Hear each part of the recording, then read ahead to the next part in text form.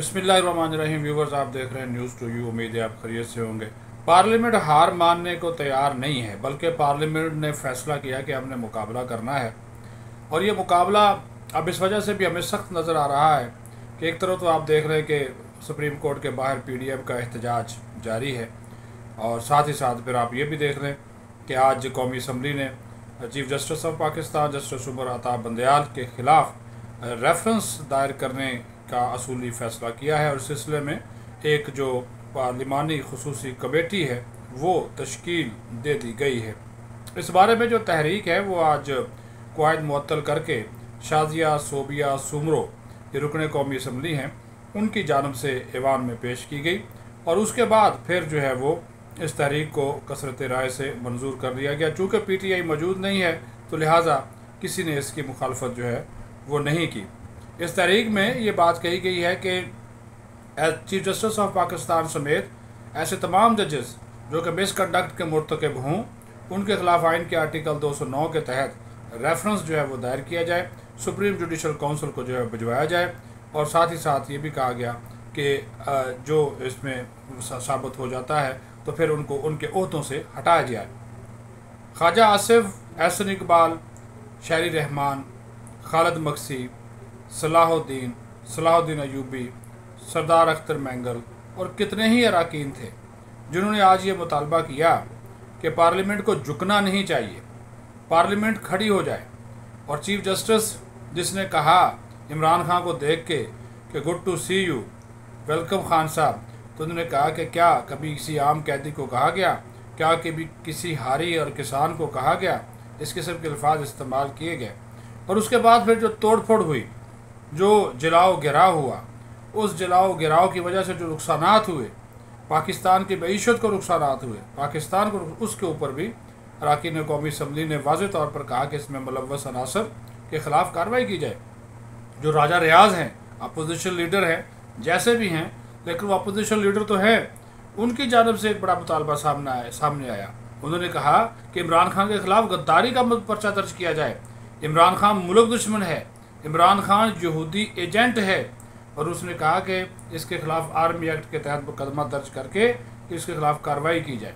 और साथ ही साथ उन्होंने देखे कितना बड़ा काम किया। उन्होंने कहा ये फैसलाबाद से आकर इलेक्शन लड़ के देख ले, इसको पता चल जाएगा कि इसकी कितनी जो है मकबूलियत है। फिर जो हालात व वाक़यात बन रहे हैं, जिस तरफ जा रहे हैं, मुझे अभी नज़र नहीं आ रहा कि मामला कोई सुलझाव की तरफ जा रहे हैं, क्योंकि बाहर जो भी एक तरह का हुकूमत ही एहतजाज कर रही है, सुप्रीम कोर्ट के बाहर भी हुकूमत एहतजाज कर रही है, और पार्लियामेंट के अंदर भी हुकूमत ही एहतजाज कर रही है जजेस के ख़िलाफ़, और इमरान खान से ज़्यादा जजेस के ख़िलाफ़ जो उनको रिलीफ दे रहे हैं, जो उनको मुसलसल उनके लोगों को छोड़ रहे हैं।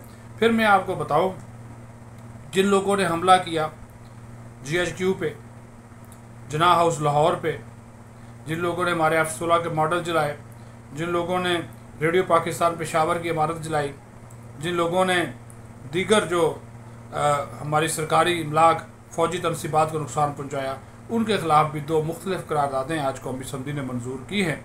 और ये एक MQM की जानब से पेश की गई थी, और एक जो है वो जो मुनहरफ रुकन है तहरीक इंसाफ की, उनकी जानब से वजीह अकरम, उनकी वजीह कमर, उनकी जानब से पेश की गई, दोनों मुत्तफ़ाक़ राय से मंजूर की गई। उसमें मुतालबा किया गया कि जिन लोगों ने ये किया, जो लोग इसमें मुलव्वस हैं, उनके ख़िलाफ़ जो है वो कार्रवाई की जाए, एक्शन किया जाए, और उनको काफ़िर किरदार तक जो है वो पहुँचाया जाए। हालात वाक़यात ये भी बनते हुए जा रहे हैं।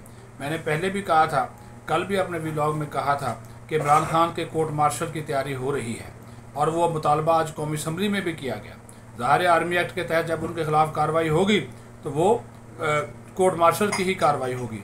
तो ये चीज़ें, मतलब ये है कि इमरान खान जितना मर्जी कह ले कि ये लंदन प्लान है, मुझे 10 साल बाहर रखना है, बुशरा बीबी को गिरफ़्तार करना है, तो इसकी राना सनाउल्लाह ने कहा कि हाँ, इमरान खान को हमने गिरफ़्तार करना है, हमने बुशरा बीबी को गिरफ़्तार करने का कोई मनसूबा भी नहीं बनाया। हाँ, लेकिन उन्होंने कहा जी इमरान खान को गिरफ़्तार होना होगा और इनको गिरफ़्तार किया जाएगा। तो ये उनके अज़ाइम नज़र आ रहे हैं। इसका मतलब है कि इमरान खान के लिए माफ़ी नहीं है। मैंने कल भी कहा था कि नो मर्सी है। जिन लोगों ने नुकसान किए, जिन लोगों ने रियासत का नुकसान किया, उनके लिए कोई माफ़ी है ही नहीं है। तो तो आज पार्लियामेंट भी वाज़े तौर पर हमें अपने असल रंग रूप में नज़र आई। और आज ख्वाजा आज़म ने वज़ीर आज़म शहबाज शरीफ की मौजूदगी में बड़ी बात की।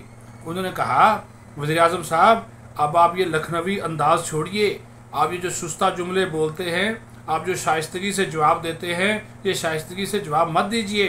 अब आपको उसी ज़बान में जवाब देना चाहिए जो ज़बान इमरान खान इस्तेमाल करता है, जो उसके हवारी इस्तेमाल करते हैं, उसी ज़बान में जवाब दें तो तब पता चलेगा। उन्होंने कहा कि पार्लियामेंट को ये इन लोगों ने नज़रअंदाज किया, इन लोगों ने पार्लियामेंट की कभी अहमियत को समझा ही नहीं, इन लोगों ने कभी पार्लियामेंट की अहमियत को तस्लीम ही नहीं किया। अब वक्त आ गया है कि पार्लियामेंट अपनी अहमियत तस्लीम कराए। अब वक्त आ गया है कि पार्लियामेंट खुद को मनवाए। अगर हम नहीं मानेंगे, ये हमारे ऊपर ऐसे चढ़ाई करते रहेंगे। और उन्होंने फिर जो चीफ जस्टिस साहब हैं उनके ऊपर भी, और ख़ास तौर पर जो उनका कंडक्ट था इमरान खान के वाले से, वो अच्छा खासा 1 घंटे की तकरीबन उनकी तकरीर थी। तो वो नज़र ज़ाहिर है ख्वाजा आसिफ की तकरीर करने का मतलब हुकूमत की तकरीर, साहबदार बैठे हुए हैं, वज़ीर आज़म बैठे हुए हैं, वफाकी वज़रा बैठे हुए हैं, तो उनकी तकरीर का यही मतलब था कि अब इस चीज़ यहाँ तक जो नौबत आ गई, इमरान खान के बच निकलने का कोई रास्ता अब नहीं रहा। वो जितने मर्जी प्लान की बात कर ले, जितने मर्जी वो अपनी चीज़ों को बयान कर ले, वो अब नज़र आ रहा है। देखिए आज हुकूमत ने जो तहरीक पेश की, जो स्पेशल कमेटी बढ़ेगी, सबको पता है कि रेफरेंस वज़ीर आज़म के ज़रिए ही सदर के पास जाता है। सदर आरिफ अलवी उनका पिट्ठू है तहरीक इंसाफ का, वो तो वर्कर बना हुआ है, वो तो उनका कारकुन बना हुआ है, वो तो सदर के तौर पर बिहेव ही नहीं करता। तो ये जब चीज़ें हैं उस हुकूमत को पता है, लेकिन वो इसको पार्लियामेंट के फोरम के ज़रिए इस्तेमाल करके, पार्लियामेंट की अथॉरिटी के ज़रिए जब वो रेफरेंस को भिजवाएंगे, तो उसको अगर हुकूमत सदर नज़रअंदाज करेगा या सुप्रीम जुडिशल काउंसिल नज़रअंदाज करेगी, तो भाई जजेस को भी बुला सकते हैं।